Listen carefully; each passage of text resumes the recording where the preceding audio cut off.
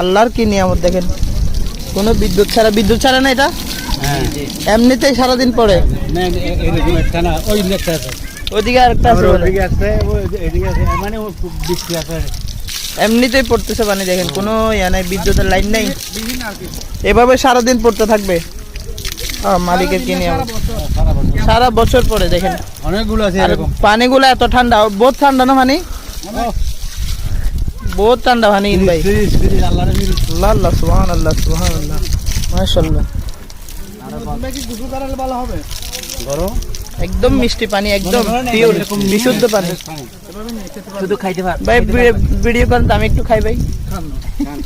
খেতে পারেন, গিলতে পারেন, পান করতে পারেন, এটা আপনার ইচ্ছে। প্রচুর ঠান্ডা ভাই, আল্লাহর কি নিয়ামত, খাইলে বুঝতে পারবেন।